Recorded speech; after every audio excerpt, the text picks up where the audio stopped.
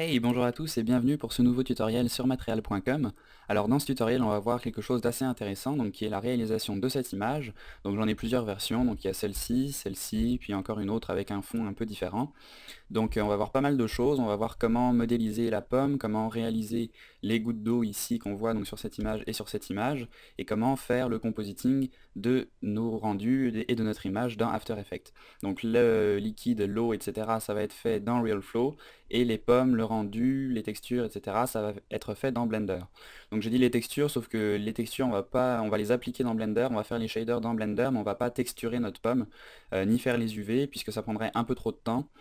C'est un petit peu plus complexe sur des objets comme ça, donc j'ai préféré laisser cette partie de côté et pour y revenir au pire une prochaine fois. Donc pour ce tutoriel, on va voir pas mal de choses et donc j'ai vraiment hâte de vous montrer tout ça et donc à tout de suite pour le tutoriel. Alors pour commencer, bien sûr, on ouvre Blender. Moi je vais déjà supprimer la lampe, donc j'appuie sur X et je vais enlever donc les gizmos. Donc les gizmos qu'on voit ici sur notre objet quand il est sélectionné, je vais faire CTRL barre d'espace pour les enlever puisque ça me gêne un petit peu quand je modélise.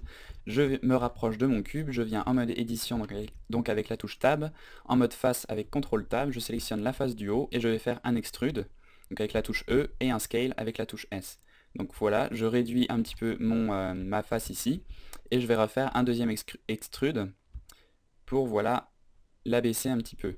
Je vais passer en mode Edge, je vais sélectionner l'Edge Loop ici, et je vais augmenter un petit peu sa taille, voilà, histoire d'avoir une petite pente comme ceci.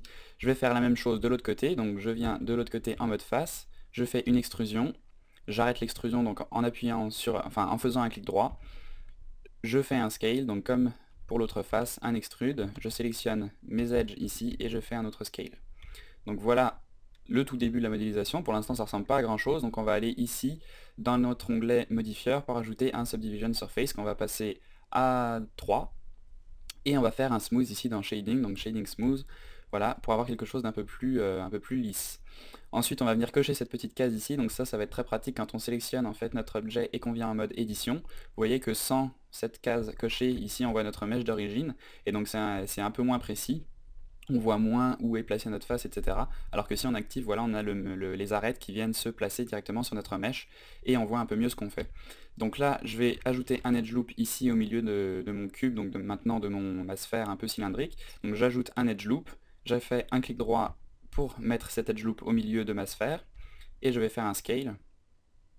Voilà, pour lui donner un peu plus une forme de pomme. Donc là, on va venir changer un petit peu les trucs qu'on a déjà fait. Donc par exemple, cette extrusion au-dessus, je vais la baisser un petit peu, donc sur l'axe des Z. Donc j'appuie sur G et sur Z pour la baisser. De l'autre côté, pareil. Je la baisse. En fait, je la monte, puisque là, je suis dans le sens inverse. Donc je la remonte un petit peu vers le milieu. Je regarde ce que ça donne.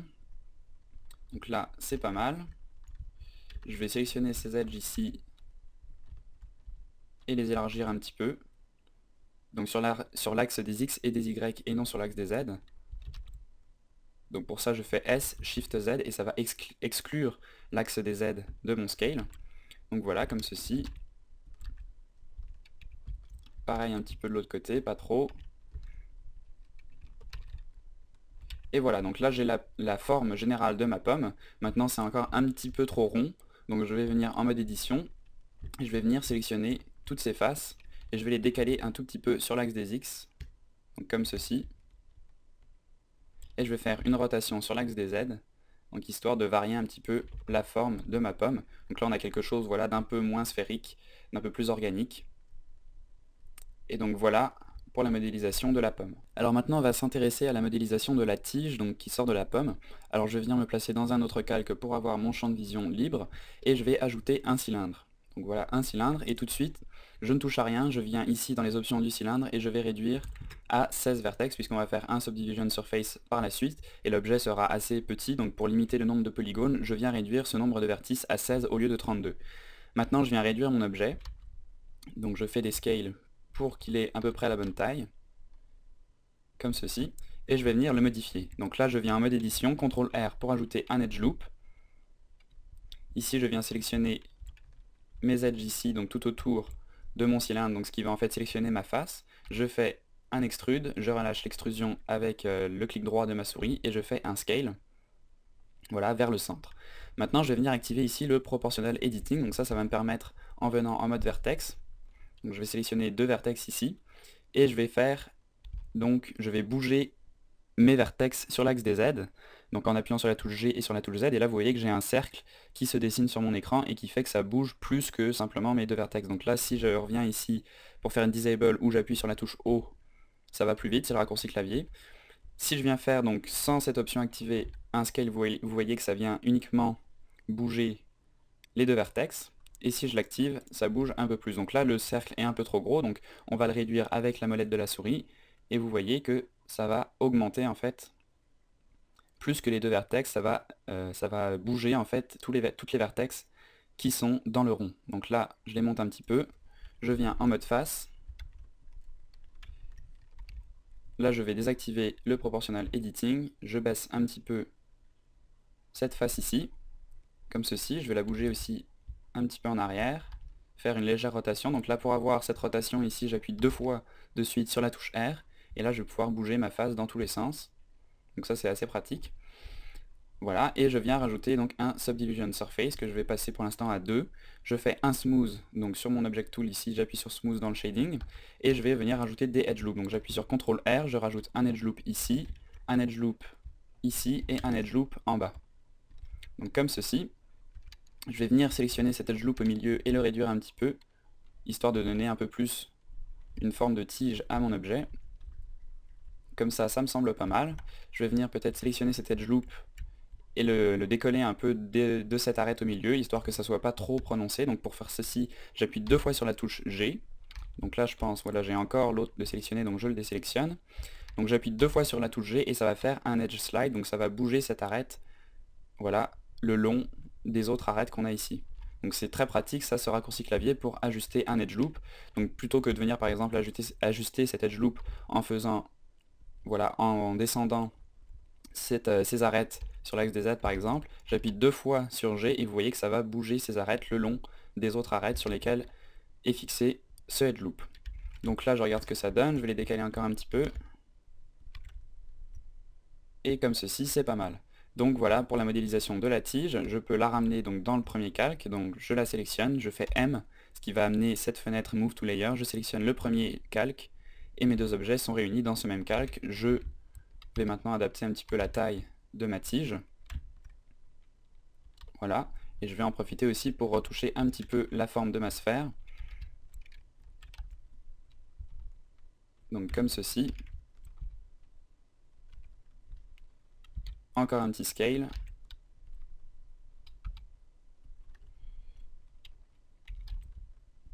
Et voilà donc ce que ça donne, donc la modélisation de la tige. Donc là, je vais juste resélectionner mes arêtes ici, faire un léger scale encore. Je me mets en mode objet et voilà. Donc voilà pour la modélisation de la tige et de la pomme. Et donc maintenant on va passer à la prochaine partie. Alors maintenant on va s'attaquer au shader donc de notre pomme et de notre tige. Donc comme je vous l'ai dit en introduction, on va pas faire la texture de la pomme, je l'ai déjà faite, et on va pas non plus faire les UV. Donc pour vous simplifier la tâche, vous avez qu'à venir dans Open, et vous allez venir dans les fichiers sources, sélectionner pomme modélisation terminée start. Donc ça c'est le fichier de départ. Donc si je viens ouvrir ce fichier, on a voilà la pomme que j'ai modélisée. Si on vient voir ces UV ici, dans UV Image Editor, on voit que les UV sont déjà faits. Pareil pour la tige, et les textures également sont fournies donc avec le tutoriel. Donc nous on va juste s'intéresser au shader donc de cette pomme. Donc ouvrez ce fichier et venez changer le moteur de rendu pour Cycles, donc qui est le nouveau moteur de rendu de Blender. On va venir glisser une nouvelle fenêtre ici et aller dans le Node Editor. Donc je sélectionne ma pomme, je lui ajoute un nouveau matériau que j'appelle pomme, et je sélectionne ma tige avec un nouveau matériel que je vais appeler tige. Donc là on a nos deux matériaux préparés.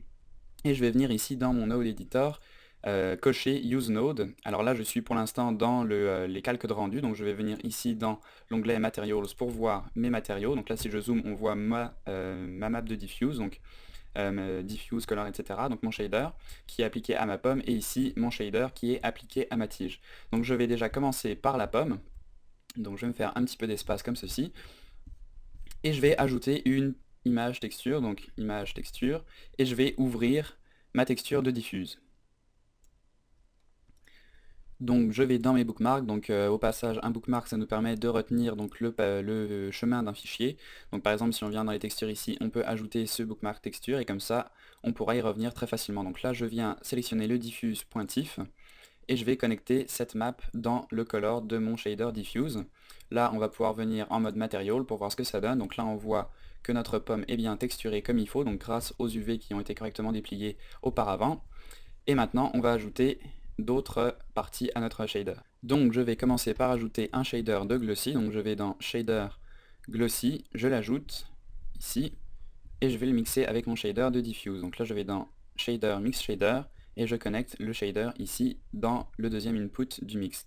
Maintenant je vais ajouter donc le bump, donc je duplique cette image texture, donc je la sélectionne, je fais Shift D, ça va me le dupliquer, et je vais sélectionner mon spec bump, donc c'est la même texture pour le spéculaire et pour la bump map, donc c'est pour ça que ça s'appelle spec bump, et je vais venir chercher un bump mapping ici, donc je connecte la color dans le height ici, et le bump dans le normal. Donc là on a cette connexion, et je vais baisser un petit peu ma strength, donc à 0.01, et je vais utiliser donc cette même texture pour contrôler ma map de glossy, pardon, donc de spéculaire. Donc pour ceci, je vais venir ici ajouter un mix RGB. Je vais passer la couleur 2 à du noir complet, et je vais connecter ma map de spéculaire à la couleur 1. Et maintenant, il ne me reste plus qu'à plugger la color dans le fac ici, et je vais pouvoir jouer sur la roughness ici de mon glossy, ainsi que sur le facteur, donc à quel point mon image va influencer le shader de glossy. Donc ça commence à être pas mal, on va tout simplement venir ici pour réajouter un shader de glossy, qu'on va mixer une nouvelle fois, voilà, avec la sortie de mon shader donc de diffuse et de glossy. Et maintenant on va régler donc les différents paramètres de notre shading network. Donc je vais régler déjà le mix ici de notre map à 0.45, donc 0,450, celui-ci à 0,150, et je vais venir ici régler le mix shader à 0.1, et le glossy, donc BSDF ici, à 0.7. Donc voilà pour notre shader de pomme, et maintenant on va passer à la tige. Alors pour la tige, ça va être assez simple, je viens sélectionner ma tige, donc là j'ai mon shading network de la tige, hop, et je vais ajouter une image texture, donc je viens chercher cette fois les textures de ma tige, donc tige diffuse, je l'ouvre, et je connecte le color à color de mon diffuse, et là, normalement, si on vient en mode texture, vous voyez qu'on a ici, donc, ou en mode material, on a la texture de notre tige.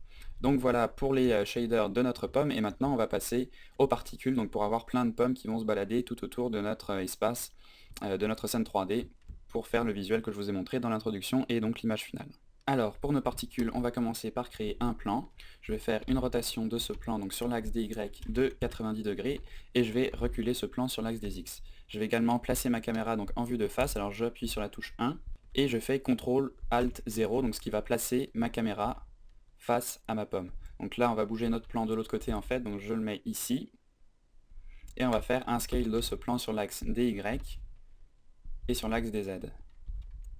Donc là je reviens en vue caméra, je m'assure que le plan n'est pas dans le champ de ma caméra ici, mais bien au dehors, et je vais ajouter un système de particules à ce plan. Donc je viens ici, j'appuie sur la touche plus, et ça m'ajoute un système de particules que je vais appeler pomme particule. Donc là, si on fait, donc je vais réactiver ma timeline ici, donc timeline.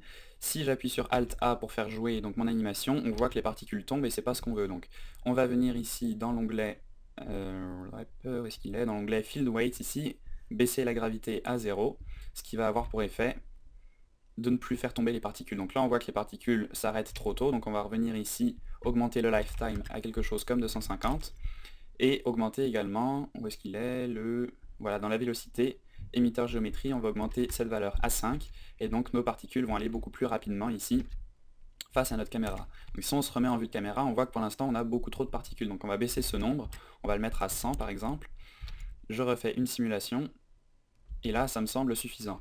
Donc notre pomme et notre tige, on va sélectionner les deux objets, on va les mettre dans un autre calque, donc là j'appuie sur la touche M et je vais les mettre dans le deuxième calque, et je vais les lier. Donc je vais faire CTRL J, voilà, donc là j'ai mes deux objets qui sont liés, et on voit aussi que le polycount donc, a augmenté, puisqu'on est maintenant à quelque chose comme 9000 faces. Donc ça c'est parce qu'en faisant CTRL J et en liant les deux objets, en fait on a appliqué nos deux modificateurs. Donc là on voit que notre objet ne fait plus qu'un, donc si je le désélectionne et que je le sélectionne, vous voyez que la tige est liée à la pomme, et donc on va pouvoir appliquer ceci à notre système de particules pour avoir des pommes qui volent d'un peu partout. Donc je viens ici dans mon onglet particules, et je vais venir dans Render, et je vais sélectionner au lieu de Halo, l'onglet Objet. Et dans mon onglet Objet, donc je vais renommer ma pomme avant, donc je viens sélectionner ma pomme, je viens dans l'outliner ici, donc en haut de ma scène, je double-clique sur le nom de mon objet et je vais l'appeler pomme, donc ça va être plus clair. Je reviens dans mon autre onglet, donc avec mon plan et mes particules, et je viens sélectionner donc dans le dupli object mon objet pomme.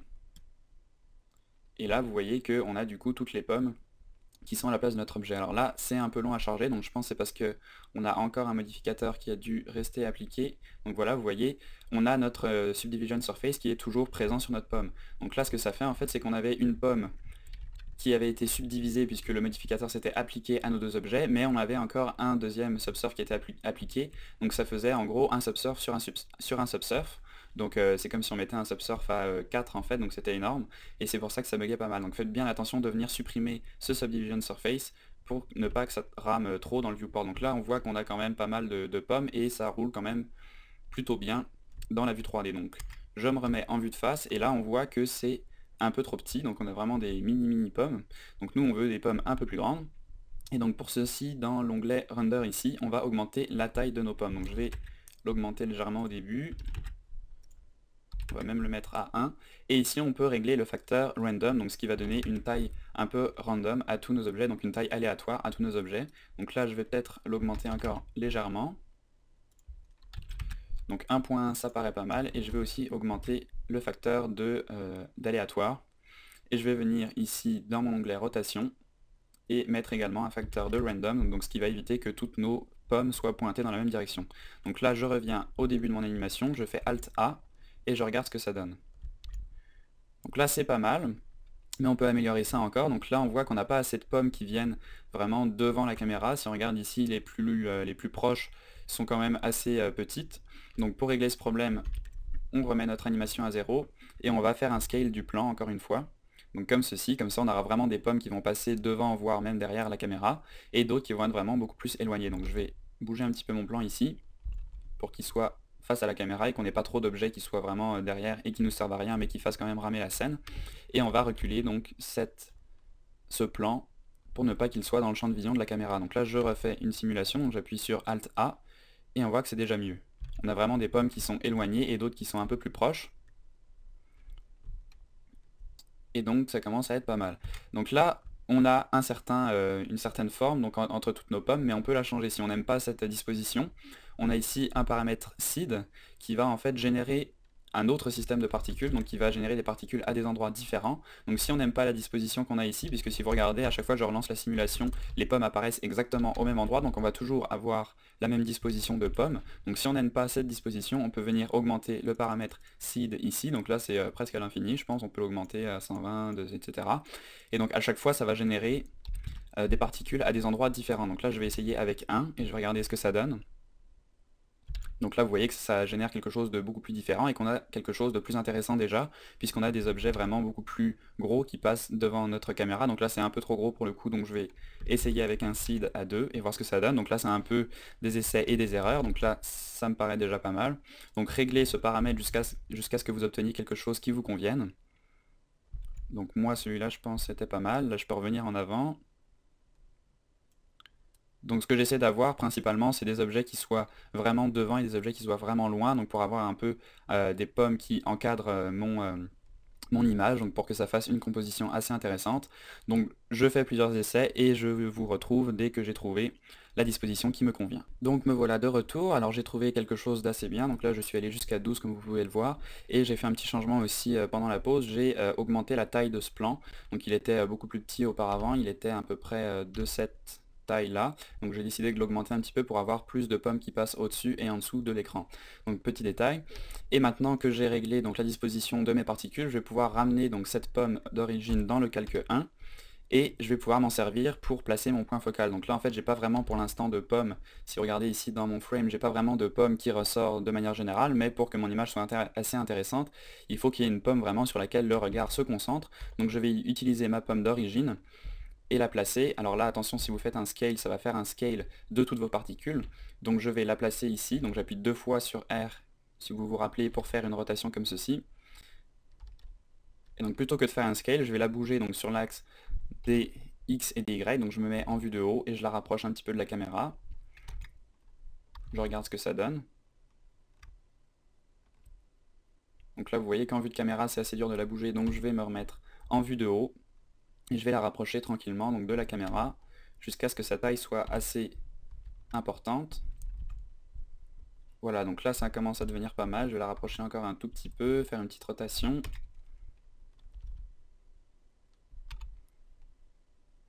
Et voilà, donc là ça me semble bien. Donc je sauvegarde ma scène et on va pouvoir passer à la suite. Alors maintenant on va s'atteler à l'éclairage de notre scène. Donc je vais déjà réduire la timeline, on n'en a plus besoin pour l'instant. Et je vais rajouter des plans donc, qui vont me servir de lampe à ma scène. Donc je me mets en vue de haut, j'appuie sur 5 pour être en vue orthographique et non en vue de perspective. Et je vais ajouter un plan à ma scène. Donc j'ajoute un plan et je vais faire une rotation de 90 degrés sur l'axe des Y. Et je vais faire un léger scale de ce plan, une petite rotation également. Et je vais le placer par ici.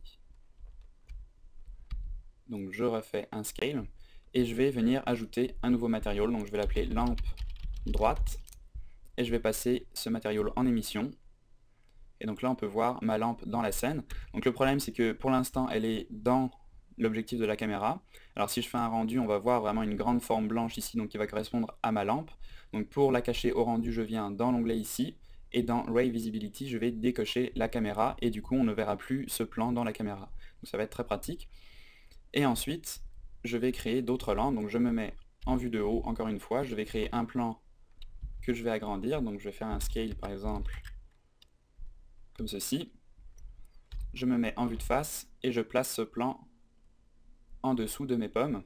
Donc là, même chose, je crée un nouveau matériau que j'appelle lampe bas, que je passe en mode émission. Je vais décocher le Ray Visibility au cas où. Donc là, on peut voir que de toute façon, le plan est en dessous de la caméra, mais je préfère le décocher, c'est plus sûr. On va créer une lampe, donc encore une fois, un plan. Je vais faire une rotation de 90 degrés, j'augmente sa taille, et je viens le placer ici, derrière mes pommes. Donc ça va les faire ressortir un petit peu. Comme ceci. J'ajoute un matériau que j'appelle lampe rim, donc rim pour rim light, donc ça va être en fait une petite lueur autour de nos pommes, ça va les faire ressortir et les décoller un peu du fond de l'arrière-plan. Et je vais venir décocher donc le Ray Visibility, sinon on va vraiment voir un grand fond blanc qui va cramer toute notre image, donc je le décoche aussi. Ça commence à être pas mal, je me remets en vue de côté, je vais dupliquer ce plan donc avec la touche Shift D. Voilà, et je vais le mettre donc derrière ma caméra. Et on va donc appuyer sur le petit 2 ici, qui va en fait dupliquer notre shader, et je vais l'appeler lampe devant.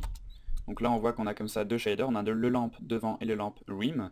Donc je vais le passer en émission, je pense que j'avais oublié de faire ça pour le shader derrière, donc émission pour la rim light. Et donc là on a toutes nos lampes qui sont paramétrées, je me remets en vue de face, je vais juste m'assurer avant que j'ai bien décoché donc le Ray Visibility pour ma lampe de face, c'est le cas. Je fais un petit zoom, je sauvegarde, et on va pouvoir commencer à paramétrer notre rendu. Donc là je me mets en GPU Compute pour que ça aille plus vite. Et c'est tout pour l'instant. Je vais juste par contre augmenter les samples, donc je vais mettre 0, donc en fait ça va faire un rendu dans ma vue 3D jusqu'à ce que je l'arrête. Et on va regarder ce que ça donne. Alors voilà ce que ça donne pour l'instant au rendu. Alors pour l'instant c'est un peu plat puisqu'on a toutes laissé nos lampes à 1 en émission. Donc j'appuie sur Z pour désactiver le rendu, donc en fait je reviens tout simplement en mode wireframe. Et donc on peut voir que c'est un peu plat, donc je vais venir sélectionner mes différentes lampes, donc celle de droite par exemple, et je vais commencer à augmenter l'intensité. Donc j'augmente l'intensité de cette lampe et vous voyez que ça devient un petit peu plus intéressant déjà. Je vais l'augmenter à 5. Voilà. Je vais sélectionner ma lampe derrière, donc la rim light. Je vais également l'augmenter, donc on va essayer avec 6. On se met en mode render pour voir ce que ça donne. C'est pas mal, donc je vais l'augmenter encore un tout petit peu. Et ça me paraît plutôt bien, peut-être encore très légèrement. Je vais la repasser à 9. Et je pense que c'est pas mal. Et on va aussi augmenter donc la lampe en bas. On va la mettre à 2,5 par exemple. Et on va faire un rendu. Je pense que je peux l'augmenter encore un petit peu. Donc pas trop non plus, faut pas que ça devienne trop plat, faut avoir un bon contraste entre toutes nos lampes. Et donc là ça me semble pas mal. Donc on va laisser ça comme ça pour l'instant, au pire on refera des retouches par la suite. Donc je sauvegarde ma scène et on se retrouve pour la suite. Alors maintenant on va ajouter un petit peu d'irrégularité à nos pommes, puisque vous voyez que pour l'instant c'est assez lisse, donc on va venir sélectionner notre pomme d'origine, donc attention pas les particules, uniquement la pomme d'origine, et on va venir ici ajouter un modificateur Displace, donc là pour l'instant ça donne pas grand chose d'intéressant, on va venir créer une nouvelle texture, donc une texture ici, on va venir dans l'onglet texture, et on va venir chercher cette Displace Texture, et on va changer le mode Clouds pour Distorted Noise, donc là ça donne pas encore quelque chose de très intéressant, on va réduire la taille au minimum, donc 0,0001, on revient dans notre modificateur et on va réduire tout simplement donc la puissance, l'intensité en fait de notre modificateur à quelque chose de très bas, donc là je suis à 0,009, on va le passer à quelque chose comme ceci, donc vous voyez que ça vient rajouter un très léger displacement ici, donc là c'était avant et maintenant après. Donc ça permet de donner un petit peu d'irrégularité à nos pommes, donc pas trop puisque des pommes c'est quand même assez lisse. C'est pas comme quelque chose comme peut-être un citron ou quelque chose du genre qui a une surface un peu plus rugueuse, une pomme c'est quand même assez lisse. Donc je vais le laisser à 0,03 et ça va donner un petit peu de relief à notre pomme en plus de la bump map. Donc voilà pour ce displace et on se retrouve pour la suite. Alors maintenant on va s'occuper de la caméra, donc je viens ici sélectionner ma caméra, donc je fais un clic droit sur la bordure de mon cadrage et ça va sélectionner ma caméra. Je vais venir dans l'onglet ici pour les options de la caméra et on va régler le paramètre Depth of Field. Alors on pourrait utiliser une passe de Z-Depth, mais dans Blender elle est quand même assez moche, ça fait vraiment pas un beau rendu, je sais pas pourquoi. Apparemment c'est pas encore très optimisé pour ça par rapport à des logiciels comme Maya, etc. Donc personnellement je préfère passer par les options de la caméra pour avoir de la vraie profondeur de champ qui va donner un résultat beaucoup plus beau en ce qui concerne la profondeur de champ. Donc déjà dans l'onglet focus je vais mettre ma pomme, donc je vais sélectionner ma pomme ici, donc ça veut dire qu'il va faire le focus sur mon objet principal ici et tout ce qui est plus loin ou plus proche va être hors champ. Enfin pas hors champ mais hors focus pardon. Et je vais changer donc l'aperture ici, donc je vais la mettre à 0.05 pour commencer et on va voir ce que ça donne. Donc je me mets en Viewport Shading et j'appuie sur Rendered. Et là vous pouvez voir que les pommes qui sont très éloignées deviennent vraiment floues et les pommes qui sont très rapprochées aussi. On a juste notre pomme donc qu'on a définie dans l'onglet Focus ici, qui est vraiment nette et précise. Donc là on va voir ce que ça donne avec 0,05 en taille d'aperture. On regarde ce que ça donne et si ça nous convient ou pas. Je pense que c'est pas mal. On peut peut-être l'augmenter légèrement, donc je vais le mettre à 0,055. Donc attention de ne pas trop l'augmenter parce que ça monte très rapidement. Si vous le mettez à par exemple 0,1, ça va être le double de ça et vous allez vraiment avoir des pommes complètement floues à l'avant-plan et ça va pas être très beau. Donc là ça me semble pas mal. Et donc on va pouvoir passer donc, à un rendu un peu plus intéressant. Donc là pour garder mon fond transparent et pour pouvoir rajouter mon fond personnalisé dans After Effects par la suite, je vais cocher plusieurs choses. Donc déjà je vais mettre un RGBA pour avoir une couche alpha. Je vais cocher transparent ici dans l'onglet film pour avoir donc la transparence qui soit activée. Et dans mes render layers je vais désactiver l'environnement. Je reviens donc ici dans mon onglet de rendu et je vais faire un rendu à 500 samples. J'appuie sur render. Je sauvegarde et on se retrouve quand le rendu est terminé.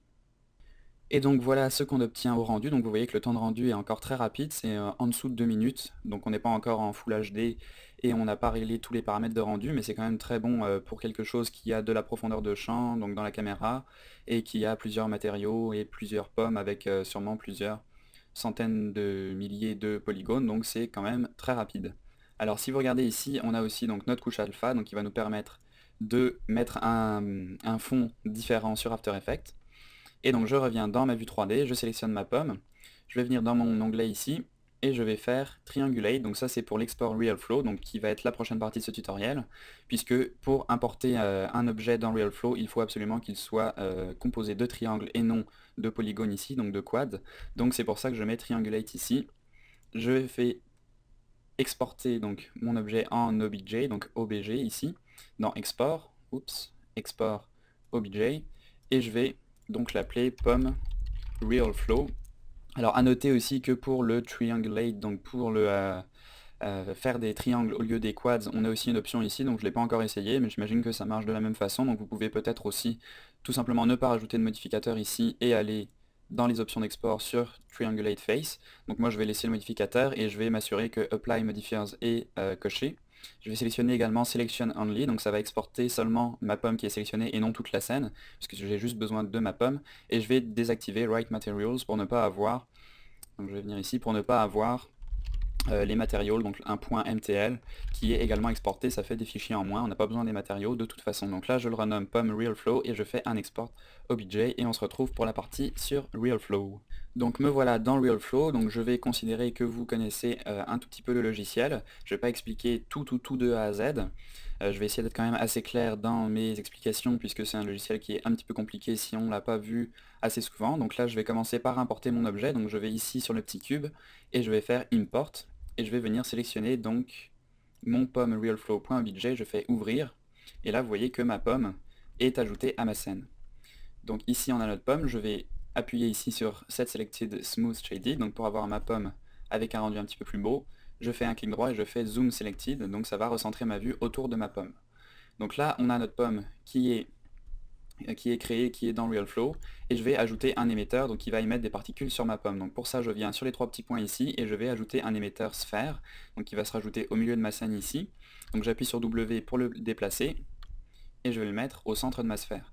Donc je vais me mettre en vue de face, donc front ici, donc j'appuie sur la touche 2 de mon clavier numérique pour me mettre en vue de face et je vais placer ma sphère, donc mon émetteur, au milieu de ma pomme. Et je vais alterner toutes mes vues pour être sûr que la sphère est vraiment au centre de ma pomme. Donc je reviens en vue de perspective en appuyant sur la touche 4, donc 1 c'est la vue de haut, 2 la vue de face, 3 de côté et 4 la vue en perspective. Donc là on a notre sphère qui est ajoutée correctement et je vais ajouter un daemon, donc qui est ici. Et je vais ajouter le attractor, donc qui va attirer en fait toutes les particules de ma sphère au centre de ma pomme. Donc pareil, je me remets en vue ici de face, de haut, pardon, en vue de haut, donc en appuyant sur la touche 1, et je vais mettre cet attractor au milieu de ma sphère, donc je fais pareil dans les autres vues, comme ceci. Et donc voilà pour nos particules. Donc maintenant je vais venir sélectionner ma sphère ici, et je vais changer quelques paramètres. Donc tout d'abord je vais changer ce liquide pour dumb, donc ça va générer des particules qui ne vont pas réagir comme un liquide, et je vais changer quelques paramètres ici, donc je vais laisser la résolution à 1, le nombre maximum de particules, donc je vais le réduire à 300, donc comme ça va juste générer 300 particules et après ça va arrêter d'en générer, donc on aura quelque chose comme 300 gouttelettes qui vont s'accrocher à notre pomme. Dans le speed je vais le passer à 1 et randomness je vais le passer à 0,5, donc histoire de ne pas avoir quelque chose de trop générique et quelque chose d'un peu plus aléatoire. Donc là, voilà ce que ça donne, et je vais pouvoir commencer à faire un rendu, donc mettre mes particules dans le cache pour voir ce que ça donne. Alors dans RealFlow 2013, on a une nouveauté qui est très intéressante, qui est le command line. Donc si je désactive cette option ici, donc par défaut elle est désactivée, j'appuie sur A pour faire une simulation, donc je m'assure d'être au début de ma timeline, j'appuie sur A, et là vous voyez que ça commence à générer mes particules, qui vont donc s'attacher sur ma sphère. Comme ceci. Et si on veut que ça aille plus vite, donc là vous voyez que ça allait quand même assez vite puisqu'on n'a pas beaucoup de particules, mais si jamais vous faites des simulations beaucoup plus lourdes, donc là j'appuie sur CTRL A pour faire un reset de ma simulation, et je vais cocher ici Command Line, je rappuie sur A pour lancer ma simulation, et là vous voyez que ça ouvre un cmd.exe, donc une commande, et ça va faire ça va mettre mes particules, donc ma simulation dans le cache, mais ça va aller beaucoup plus vite, puisqu'il n'a pas besoin en fait de montrer le résultat frame par frame dans le viewport, donc ça va aller beaucoup plus vite. Là on n'a pas vraiment vu la différence, mais sur d'autres scènes ça me sauve effectivement presque 50% du temps à chaque fois. Sur le site de RealFlow j'ai vu que c'était quelque chose comme 33% qui disait, moi j'ai vraiment l'impression que c'est même plus, ça va vraiment beaucoup plus rapidement avec ça. Alors maintenant qu'on a fait cette simulation avec la ligne de commande, il suffit d'appuyer sur Alt U, ou sur cette icône ici, et ça va afficher donc ça va en fait simuler ce qu'on avait dans notre ligne de commande et l'afficher dans le viewport. Donc là si on fait défiler notre barre du temps, on peut voir la simulation qui a été générée dans la ligne de commande. Donc voilà ce que ça donne pour l'instant, mais on peut voir que les particules se baladent beaucoup trop sur la surface de notre sphère, donc on va encore changer quelques paramètres. Donc là le problème, si je fais jouer ma simulation, c'est que les sphères bougent encore pas mal sur la surface et on peut voir qu'elles ne sont pas vraiment fixées sur la surface. Donc pour régler ça, on va venir sur notre objet, donc pomme RealFlow, et on va régler encore quelques paramètres. Donc le bounce, je vais le mettre à 0. Le particle friction, je vais l'augmenter. Donc ces deux paramètres, ça va faire que mes particules vont moins rebondir sur la surface quand elles vont entrer en collision avec, et elles vont beaucoup plus adhérer à la surface, donc avec ce particle friction qui est beaucoup plus élevé.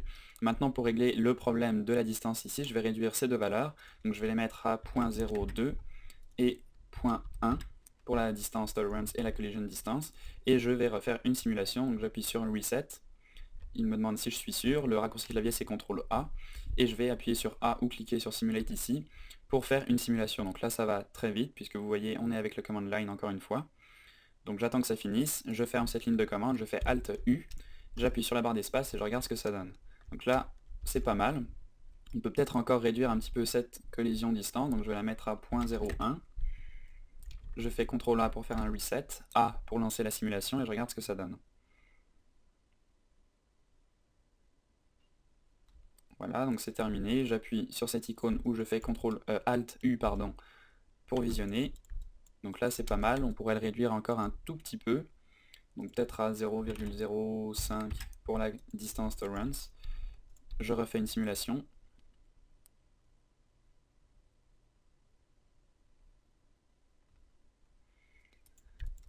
Je regarde.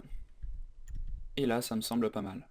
Donc on va aller à une frame qui semble correcte, donc comme ceci par exemple, la frame 60 on va dire, et on va maintenant convertir ces particules, donc ces petits points, en géométrie. Donc pour cela je vais venir ici sur ce gros machin vert, et je vais faire Particle Mesh, donc je vais cliquer sur ce Particle Mesh, on peut voir que ma sphère a été ajoutée automatiquement, et je vais construire mon mesh, donc je fais un clic droit sur mon Particle Mesh, j'appuie sur Build, et là on regarde ce que ça donne.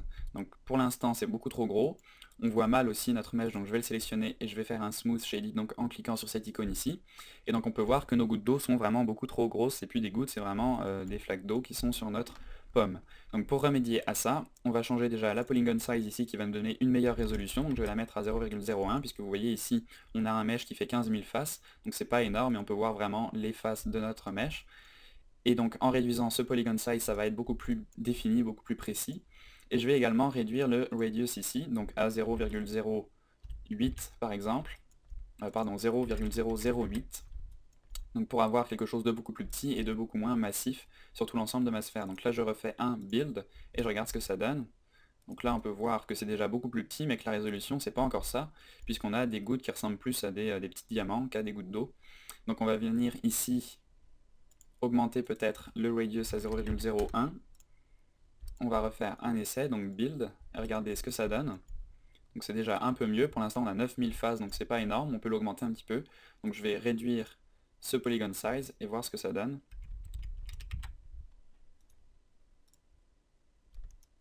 Donc là on est à 15 000 faces, donc c'est déjà un peu mieux. Je vais le réduire encore un tout petit peu.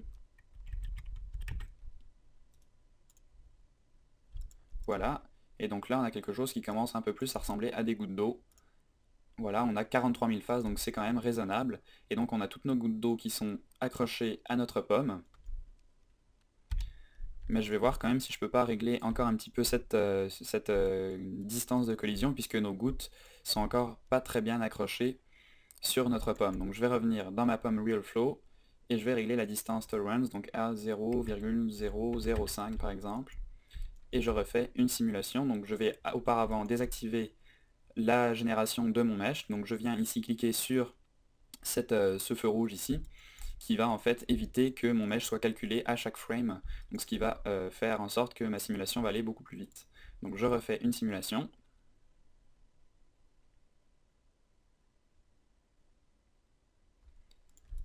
Je regarde ce que ça donne, donc là hop, je vais à ma frame 60, et je fais build sur mon mesh pour regarder ce que ça donne. Donc là, c'est encore un peu décroché, donc je vais faire quelques réglages et je vous retrouve quand j'ai trouvé les bonnes valeurs. Donc me voilà de retour avec le problème qui est résolu. Donc là on a nos gouttes d'eau qui sont un peu plus incrustées dans notre pomme et qui flottent moins à la surface. Donc pour arriver à ce résultat, j'ai changé deux valeurs.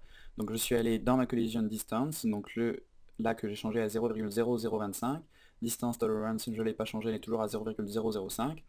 Et en plus, je suis allé dans mes options de simulation, donc là je clique sur la petite flèche à côté de Simulate, je vais dans Options, et j'ai augmenté le min substep ici à 50, donc ça fait que ça calcule un petit peu plus les collisions à chaque fois. Et donc c'est un peu plus long à rendre, mais la précision en est augmentée. Donc là, j'ai quelque chose qui est vraiment bien, et je vais pouvoir l'exporter pour le réimporter dans Blender. Donc là, je viens dans mon Particle Mesh, je fais un clic droit, et ici, on a les options d'export. Donc pour l'instant, on voit que ça exporte en .bin, donc un format que Blender ne pourra pas lire. Donc je vais décocher ce .bin, et je vais à la place mettre Mesh Sequence, donc .obj, que ça celui-ci, je vais pouvoir par contre, je vais pouvoir l'importer dans Blender. Donc je coche .obj, je fais Export Now, donc pour m'assurer que ma frame 60 est bien exportée. Et maintenant, dans les fichiers de mon projet, donc je vais dans File, Open Project Folder, donc ici. Donc ça m'ouvre, voilà, mon fichier, pardon, avec ma scène, et je vais pouvoir aller dans Mesh, ou Objet, je ne sais plus c'est lequel, dans Mesh ici, pour récupérer mon point bin ici. Donc là, il n'est pas apparu, donc je vais réactiver cette Selected Active, pardon.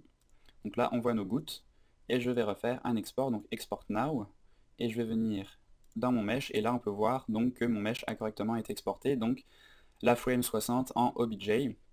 Donc n'oubliez pas de réactiver ici votre mesh si on l'a désactivé avant, et maintenant on va pouvoir ouvrir Blender et réimporter ce mesh dans Blender. Donc me voici de retour dans Blender, dans lequel je vais réimporter mon OBJ. Donc je vais dans Import Wavefront, et je vais copier-coller donc ce chemin ici, donc je clique dessus, CTRL-C, et je le copie dans Blender, CTRL-V, et là on peut voir mon .obj, donc je fais Import, et ça va importer donc mes particules, mes gouttelettes, exactement là où il faut. Donc nos gouttelettes sont maintenant activées, on les sélectionne, on va ici créer un nouveau matériau pour ces gouttelettes, donc je vais mettre un matériau glace qui va donner un aspect aquatique, donc un aspect d'eau à ces petites gouttes. Je ne change rien, ou alors je change très légèrement la roughness à 0.01 par exemple. On va voir ce que ça donne au rendu. Donc là, pour faire une render region, ce qu'on appelle en anglais, je vais faire Shift B. Donc là j'ai un curseur qui apparaît, et je vais sélectionner uniquement ma pomme. Donc là vous voyez qu'on a un cadre rouge qui apparaît autour de notre pomme. On a, vous voyez ici, cette render border qui apparaît, et donc si je fais un rendu, j'ai uniquement cette partie ici de mon rendu qui va être activée. Donc on peut regarder ce que ça donne, donc c'est sympa, on a vraiment les petites gouttes qui ressortent sur notre pomme. Donc j'appuie sur Z pour désactiver ce rendu. Pour désactiver cette border region, je fais Shift B encore une fois, mais cette fois je dessine un cadre qui englobe toute ma caméra, et vous voyez que la région de rendu disparaît. Donc là le problème avec lequel on se retrouve maintenant, c'est que nos gouttes apparaissent uniquement sur notre pomme d'origine qui sert à dupliquer nos particules ici. Et donc plutôt que de les placer une par une sur toutes les pommes, on va tout simplement sélectionner donc nos gouttes plus notre pomme d'origine et les lier donc avec CTRL-J. Et là vous pouvez voir qu'automatiquement il va appliquer ces gouttes d'eau à toutes les particules, puisque notre référence, donc notre objet de référence ici, notre pomme, a changé, donc il va également changer toutes les particules alentour. Donc de cette manière, on a des gouttes d'eau qui apparaissent sur toutes nos pommes, donc ça devient peut-être un petit peu lent dans le viewport. Si c'est jamais trop lent, vous passez en mode wireframe et ça va aller beaucoup plus vite. Et donc on peut enregistrer notre fichier Blend, donc je l'enregistre, et passer dans la deuxième partie, RealFlow. Donc me voilà de retour dans RealFlow, donc j'ai supprimé tous mes objets sauf ma pomme d'origine, et je vais recréer d'autres émetteurs. Donc là je viens dans les trois petits points ici, créer un nouvel émetteur, donc Circle, que je vais bouger un petit peu devant ma sphère ici. Je vais faire une rotation de cet objet, donc j'appuie sur la touche E pour faire une rotation, j'appuie sur la touche R pour faire un scale, et je m'assure donc dans toutes les vues que mon émetteur est placé là où je le veux, donc je vais le bouger encore un petit peu, comme ceci. Ça me paraît pas mal.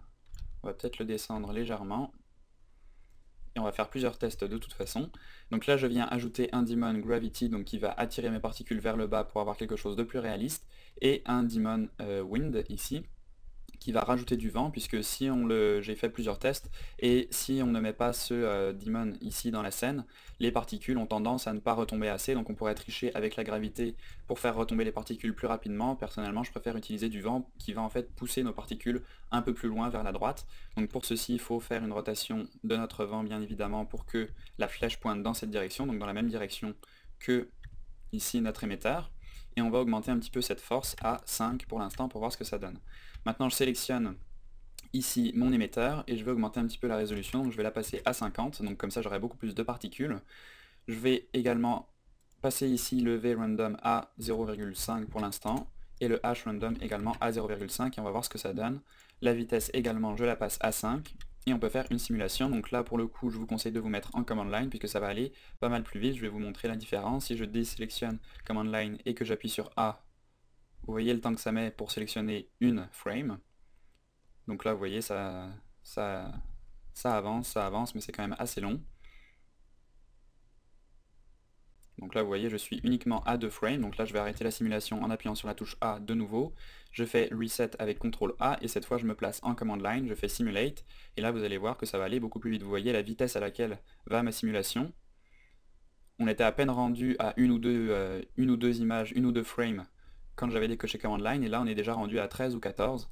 Donc ça va aller beaucoup plus vite comme vous le voyez avec le Command Line. Donc là je peux fermer une fois que j'arrive à quelque chose comme 21.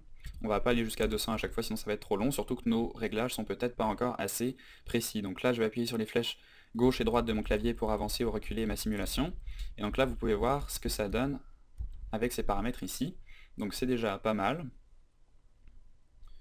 Et donc si on ajoute un mesh ici, particle mesh pour voir ce que ça donne, donc on va faire build pour voir ce que ça donne. Donc là c'est un peu trop gros encore pour l'instant. Donc on va tout simplement réduire un petit peu déjà la résolution à 0.03 et la taille. Donc dans Field Radius, on va la passer à 0.05. On refait Build et on regarde ce que ça donne. Donc c'est déjà un peu mieux. Donc là, un deuxième truc qu'on peut faire également, histoire d'avoir quelque chose d'un peu plus aléatoire, c'est animer cet émetteur pour qu'il soit un peu moins régulier. Donc là je viens ici dans les options de mon cercle émetteur, je viens dans Node, et là vous voyez qu'on a les coordonnées de rotation. Donc là je vais me mettre à la frame 0, je vais aller faire un clic droit sur rotation, je vais dans rotation ici et je vais faire Add Key, je vais aller à la frame 5 et je vais tout simplement changer la rotation de mon émetteur et je vais refaire Add Key à la frame 5, je me mets à la frame 10 et je refais la même chose. Et donc ça va permettre d'émettre des particules un peu plus aléatoirement, ça va faire un peu comme un jet d'eau qu'on bouge et moins un flot continu de particules. Donc là je continue de le bouger. J'ajoute des clés à chaque fois, je vais aller jusqu'à 20 je pense, et après je vais m'arrêter. Je vais en rajouter une dernière à 25, histoire de finir un peu plus vers le haut ici. J'ajoute une dernière clé. Et là, donc si on revient en arrière, donc je vais refaire un reset de ma simulation pour ne pas être gêné par mes particules. Et on peut voir que ça bouge pas mal, peut-être trop même. On va voir ce que ça donne en tout cas. Je me remets à la frame 0, j'appuie sur A et je lance la simulation. Donc voilà la simulation terminée. Donc encore une fois, on n'oublie pas de faire Alt U quand on a fait une simulation avec la command line pour la voir dans le viewport. Et donc je vais regarder ce que ça donne. Donc là, voilà ce que donne mon jet d'eau. Alors, petit truc à noter, j'avais oublié de désactiver, donc en appuyant sur le feu rouge ici, j'avais oublié de désactiver mon mesh, du coup il l'a calculé pour chaque image, donc c'est pour ça que ça a pris un peu plus de temps à calculer. Donc là, si je viens à la frame 20, je me suis arrêté à la frame 20, on peut voir que c'est un peu plus aléatoire que ce qu'on avait avant. Donc je regarde ce que ça donne et je vais peut-être continuer un petit peu la simulation parce que je trouve que pour l'instant ça part un peu trop par là, donc j'aimerais bien que ça continue un peu plus par ici. Donc je vais continuer la simulation à partir de la frame 20, donc je me place à la frame 20, je vais désactiver donc mon particle mesh ici, donc j'appuie sur le feu rouge, donc comme ça il ne va pas être calculé à chaque fois et ça va aller un peu plus vite. Donc là je me mets à la frame 20, j'appuie sur A, je dis oui, et il va continuer la simulation à partir de la frame 20. Donc j'ai pas besoin à chaque fois de faire un reset de ma simulation puisque ce que j'ai avant était déjà bien. J'ai pas besoin de l'effacer et de le réécrire, donc je me mets à la frame 20 et je continue la simulation à partir de cette frame. Donc là on va aller jusqu'à la frame à peu près 35 pour voir ce que ça donne. Et normalement ça devrait être bon pour l'export sur Blender. Donc là j'attends un petit peu. Voilà donc la frame 35, donc j'arrête à peu près par ici, j'appuie sur la croix en haut, je fais Alt U et je regarde, oups j'ai appuyé par mes gardes sur la flèche du bas de mon clavier numérique, donc la flèche du bas ça va au début de ma timeline, la flèche du haut à la fin, et les flèches gauche et droite ça avance frame par frame. Donc là je vais arriver vers, voilà, la frame 35, je vais faire build pour mon mesh et voir ce que ça donne. Donc là ça me paraît pas mal, je vais juste réduire encore un petit peu la taille de mes gouttes. Je refais un build. Je regarde ce que ça donne, donc ça me paraît bien. Et donc on va pouvoir exporter ça sur Blender. Donc avant je vais descendre un petit peu la résolution, enfin l'augmenter en fait. Si vous réduisez ce nombre, plus vous le réduisez, plus on va avoir quelque chose de précis. Donc là je l'ai réduit à 0,01, je vais faire build. Et là on va pouvoir voir qu'on va avoir un mesh, voilà, beaucoup plus détaillé, donc peut-être un peu trop, puisque là on a 300 000 polygones, donc ça commence à faire beaucoup. Donc on va peut-être le mettre à 0,02, refaire un build, et regarder ce que ça donne. Donc là on est à 79 000, et on a une qualité quand même assez sympa, donc on va le laisser à ça pour l'instant. Et dernier petit truc, donc je sauvegarde avant, dernier petit truc, dans RealFlow 2013, on a une nouveauté assez sympa qui est l'ajout de Maxwell Render Preview, donc qui va nous permettre de faire des previews de nos fluides directement dans RealFlow. Donc par exemple, je viens sélectionner mon Particle Mesh ici, et je vais aller dans Maxwell Render, et ici on va pouvoir assigner des matériaux prédéfinis à notre mesh dans RealFlow. Donc là on a plein de choses très courantes, très couramment utilisées, donc du sang, du miel, etc., du mercure, de l'huile, du thé. Donc nous on va choisir de l'eau, donc Water Pure. Donc là je sélectionne ça dans le matériau, je sauvegarde avant de lancer le rendu, on sait jamais, ça peut planter. Et là je vais cliquer sur Fire, donc qui est Maxwell Fire Render, donc qui va nous faire un rendu interactif en fait de notre simulation. Et donc là si vous regardez, on peut bouger et très rapidement le rendu se fait. Donc bien sûr c'est une prévisualisation, hein, c'est rien de terminé. Donc ça va juste nous donner une idée de ce à quoi ressemble notre simulation d'eau. Et on peut même, assez intéressant, venir ici sur la petite boîte en haut et changer cette vue active pour Maxwell Interactive. Et donc là on va avoir le rendu qui va se faire directement dans notre vue 3D. Donc comme je vous disais, on peut venir sélectionner notre Particle Mesh ici et changer par exemple l'eau pour du miel. Donc si jamais vous voulez balancer du miel à la place de l'eau, vous pouvez avoir une prévisualisation de ce que ça donne ici. Donc attention, ces matériaux ne sont pas exportés après avec le mesh. Donc là je vais revenir en single view. Et donc il va falloir faire après ces matériaux dans votre logiciel 3D. Donc là on va juste exporter le mesh. Donc je viens ici sur mon mesh. Je m'assure que dans export je suis en obj et non en .bin. Et je vais faire export now ici. Je vais ouvrir le fichier de mon projet. Je vais dans mesh. Et donc là on peut voir où est-ce qu'il est, où est-ce qu'il est. Donc là il n'est pas encore là. Pour l'instant je vais supprimer tous ces fichiers. Ça fait beaucoup de choses qui servent à rien pour l'instant, donc je les supprime.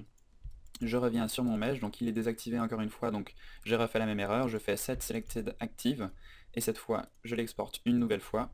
Et là je devrais avoir, voilà, la frame 30 qui est exportée en obj. Donc là on regarde ce que ça donne dans Blender tout de suite. Donc je vais ici dans Blender, import, wavefront, et là on a notre mesh obj, donc je l'importe dans Blender. Et voilà ce que ça donne. Alors là on peut voir que notre simulation est un peu derrière la pomme. Alors là ça bug pas mal dans la vue 3D. Donc j'appuie sur la touche Z ici pour que ça aille un peu plus vite. Où suis-je? Où suis-je? Ok, donc là je me remets en vue de caméra et on remarque que notre fluide est un peu trop derrière la pomme. Donc là je vais pouvoir appuyer 2 fois sur R pour faire une rotation de ma caméra. Donc là le problème c'est que vous voyez notre mesh ici à son point d'origine qui est au milieu de ma vue 3D. Donc si je fais une rotation c'est assez dur de voir ce qu'on fait. Donc je vais sélectionner mes deux objets, je vais faire CTRL SHIFT ALT C et je vais faire origine to géométrie, donc ça va replacer un petit peu nos objets. Et maintenant quand j'appuie 2 fois sur R, voilà ce que ça donne. Je peux faire une rotation de ma pomme et donc m'arranger pour que le jet d'eau soit un peu plus face à la caméra. Donc après c'est à vous de voir ce que vous préférez. Soit vous préférez avoir voilà, un jet d'eau qui arrive par le bas, par le haut, etc. Après on peut aussi changer la position de notre émetteur dans RealFlow ici pour qu'il soit un peu plus par ici. Donc ça c'est à vous de voir ce que vous préférez artistiquement. Donc moi je vais le laisser comme ceci je pense. Donc ça me semble pas mal. Et dernière chose, je sélectionne ici mon mesh de RealFlow et je vais faire un smooth dessus. Voilà, puisque là on voyait encore un petit peu toutes les faces. Je viens ajouter mon matériau d'eau, donc que je vais appeler eau. Et donc là, si on vient faire une render region ici et qu'on fait un rendu, voilà ce que ça donne pour l'instant. Donc c'est assez sympa, on a les gouttes d'eau qui sont influencées par la profondeur de champ, donc ça va donner un effet très sympa à notre composition, et on a donc l'eau qui arrive de la gauche et qui frappe notre pomme ici. Donc voilà ce que ça donne pour le rendu, j'appuie sur Z pour annuler, je sauvegarde, et maintenant on va créer d'autres gouttes d'eau, qui vont flotter un petit peu plus loin en fait que cette simulation d'eau. Donc pour ça je vais rajouter une icosphère ici.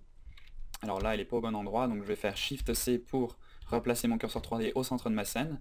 Je fais Shift A icosphère et sans toucher à rien, puisque si on touche à quelque chose, par exemple qu'on fait un scale ou quelque chose du genre, vous voyez qu'on perd toutes ces options.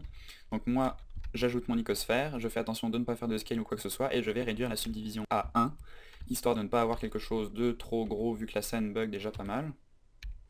Et je vais réduire grandement cette sphère, cette icosphère en fait, et je lui ajoute le matériau eau ici, donc attention de bien l'ajouter avant puisqu'on va dupliquer cette goutte d'eau, et si vous n'ajoutez pas ce matériau avant la duplication, vous allez devoir réassigner ce matériau à chaque duplication et ça peut être un peu long. Donc là je vais me mettre sur un autre calque, je vais importer déjà cette sphère dans mon deuxième calque, ici, je vais la réduire encore un petit peu, on va presque plus la voir je pense dans ma vue 3D, donc là elle est vraiment petite, et on va la dupliquer plusieurs fois, donc un peu partout dans notre scène.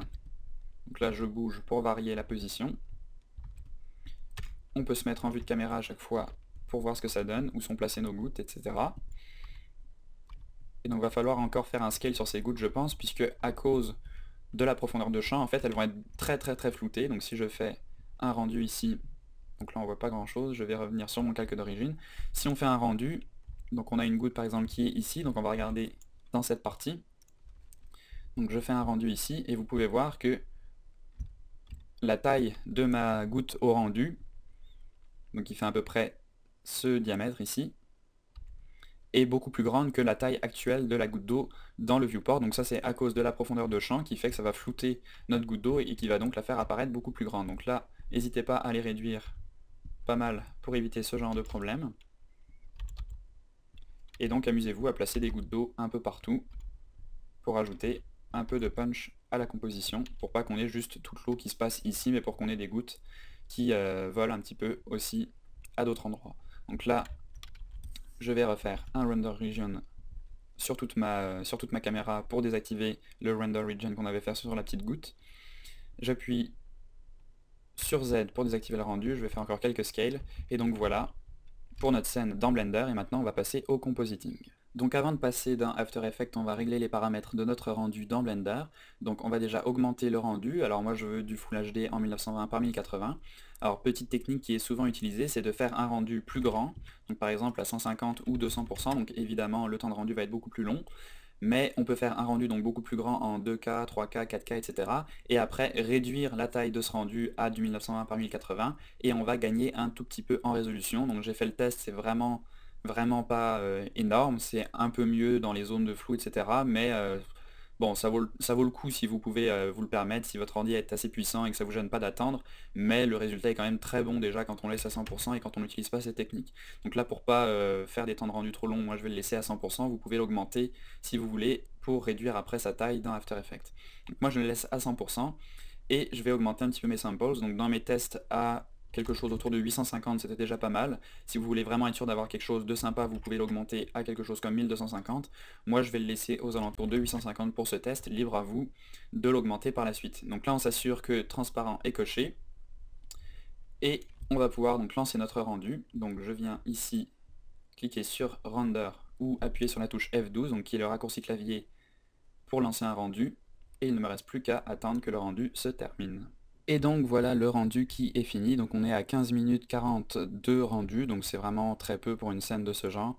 Ça veut dire que si vous voulez laisser tourner votre ordi toute la nuit, vous pouvez faire très facilement une image en 4K avec beaucoup plus de samples pour avoir vraiment quelque chose de parfait.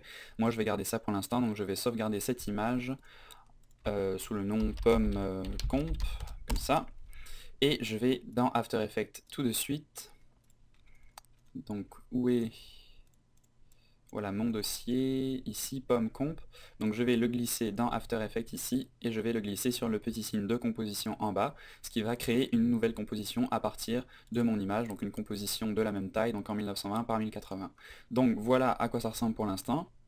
Je vais tout de suite ajouter un nouveau solide ici, que je vais appeler BG pour background et non pour beau gosse, quoique ça peut être un background beau gosse aussi, mais bon, on va ajouter ici un gradient, donc ici generate for color gradient, ici donc là pour l'instant c'est très moche, donc en anglais c'est un dégradé, en anglais c'est un gradient, donc je vais réduire ces intensités, donc là soit vous le faites en bleu soit en vert, moi pour l'instant je vais le faire en vert, donc je vais me mettre ici dans le spectre de teinte dans une partie verte, et je vais me rapprocher d'une saturation faible et d'une luminosité assez basse, et je vais faire ça pour toutes les couleurs, pour l'instant. Voilà, et voilà pour le dernier. Et maintenant, je vais sélectionner cette couleur 3, donc celle qui est dans le fond ici, et je vais l'augmenter un petit peu, donc je vais, voilà, augmenter un petit peu la luminosité, quelque chose d'encore assez désaturé, on va pas aller trop dans les couleurs criardes, vertes, très saturées, donc on va rester par là. Et on pourrait même réduire encore un petit peu la saturation et la luminosité des bordures ici, histoire de donner un petit peu plus de punch, voilà, à notre composition. Donc voilà ce que ça donne pour l'instant, et on va rajouter un nouveau solide qu'on va appeler cette fois grain, et on va passer cette couleur à 128, 128, 128, donc du gris neutre, 50%. On le place au-dessus et on va passer en mode overlay, donc incrustation en français. Si jamais vous n'avez pas les modes ici, vous cliquez sur la petite barre en bas pour les afficher. Donc là, en mode overlay, un gris à 50%, ça disparaît complètement. Donc là, vous voyez que si on active ou désactive le calque, ça change rien du tout. C'est normal. Donc là, je vais ajouter du grain, donc que j'ajoute sur ma composition ici. Donc pour l'instant, on est en mode preview, donc on a juste du grain dans ce petit carré ici, donc je vais passer en mode Final Output pour avoir du grain sur toute mon image, et je vais réduire un petit peu la taille de ce grain, voilà, comme ceci. Donc ça va donner un aspect un petit peu plus photographique à l'ensemble de l'image. Je vais le laisser à 1 pour l'instant, et je vais sélectionner ma pomme et ajouter de l'accentuation, donc sharpen en anglais, accentuation en français. Je le glisse dessus et je vais passer cette valeur à 10. Donc ça va juste donner un look un peu plus défini, un peu moins 3D en fait. Si vous regardez ici sur les gouttes d'eau par exemple, ça enlève un petit peu de flou. Sur cette goutte d'eau par exemple, ici, vous voyez qu'on enlève un peu de flou, ça augmente un petit peu le contraste et les arêtes de notre rendu. Donc voilà quelques petits paramètres. Je sélectionne tout, je fais un clic droit, Pre-Compose, et je vais appeler ça Final Comp. J'appuie sur OK, donc là j'ai précomposé tous mes calques et je vais pouvoir terminer par, donc là je clique sur ma composition, par un Magic Bullet Looks qui va me permettre de faire quelques dernières retouches. Donc là je vais dans Edit, j'ai mon image et je vais aller dans Tools en bas pour ajouter quelques paramètres. Donc premièrement je vais aller dans Lens et je vais ajouter une aberration chromatique. Je vais mettre le Red Cyan A.5 pour l'instant, donc là ça va avoir pour effet de créer une légère aberration chromatique. Je vais le mettre à 1, on va voir ce que ça donne. 1 c'est trop fort, vous voyez ici que c'est beaucoup trop, donc je vais peut-être le repasser à quelque chose comme 0.65, voilà. Donc ça permet de donner un aspect un peu plus photographique à notre image. Donc on crée des défauts pour avoir quelque chose d'un peu plus photoréaliste, c'est souvent ce qu'on fait pour passer d'une image 3D à quelque chose de réel. Dans les tools, on va pouvoir venir aussi mettre une vignette, donc qui est pour l'instant un peu trop forte sur certains bords. Je vais la réduire comme ceci, la déplacer peut-être plus proche de ma pomme principale, donc qui est ici, et je vais cliquer ici, ou changer le spread, donc la valeur de spread ici, pour avoir quelque chose de peut-être un peu plus flou. Donc là on peut activer, désactiver l'effet pour voir ce que ça change. Donc je vais le laisser comme ça. Hop. Et je vais réduire un petit peu son intensité, donc à 50% par exemple. Je reviens dans Tools. Je peux ajouter des curves en post ici, donc histoire de rajouter un petit peu de contraste. Pas trop non plus. Faut bien doser. Voilà, on peut aussi enlever un petit peu de saturation, donc je vais aller dans Sujet, Saturation. Et je vais réduire légèrement la saturation à quelque chose comme 80%. Et donc vous pouvez vous amuser après à jouer avec d'autres paramètres encore, comme le crush, donc qui va voilà, brûler un petit peu notre image pour lui donner un aspect un peu plus photographique. Et donc je pense que c'est tout pour cette image. Qu'est-ce qu'on a d'autre? On a... où est-ce qu'il est? Où est-ce qu'il est dans Lens? Lens Distortion ici, voilà, qui va nous permettre de donner l'impression que cette image a été prise avec un grand angle. Donc vous voyez, ça permet de faire une légère distorsion sur les bords de notre image, comme ceci, donc pas trop non plus, on va le laisser à... on va le mettre à 1. Hop. Et voilà, donc on fait Finished, et voilà donc notre image finale avec nos gouttes d'eau, notre pomme ici. Donc si on vient ici désactiver les effets, ou plutôt je vais venir rechercher mon rendu 3D d'origine, que je vais mettre par-dessus, et donc on peut voir, en rajoutant un solide derrière, et en faisant un pre-compose de tout ça, on peut voir donc le rendu qu'on avait en sortie de notre logiciel 3D, et le rendu qu'on a après les corrections sur After Effects. Donc là par exemple si on regarde ici en zoomant un peu, on a un aspect un peu 3D, donc avec des bords un petit peu trop trop précis, etc. Et donc là, en rajoutant du grain avec des aberrations chromatiques, etc., on va donner un aspect un peu plus photo réaliste à notre image. Donc voilà pour ce tutoriel, donc j'espère que ça vous a plu, c'était assez long, il y avait pas mal de trucs, RealFlow, Blender, After Effects, mais ça donne un résultat assez convaincant je pense, j'espère en tout cas. J'espère aussi que vous avez appris pas mal de choses et j'espère aussi que vous allez apprécier, vous pouvez partager le tutoriel, ça aide beaucoup pour le site, je vois les vues qui montent et ça me fait très plaisir à chaque fois que vous partagez, que vous parlez sur les pages Facebook, etc. Et donc c'est ça qui me permet également de continuer à faire des tutoriels gratuits et j'espère de bonne qualité. Et donc on se retrouve pour le prochain tuto sur material.com et à la prochaine, bye bye.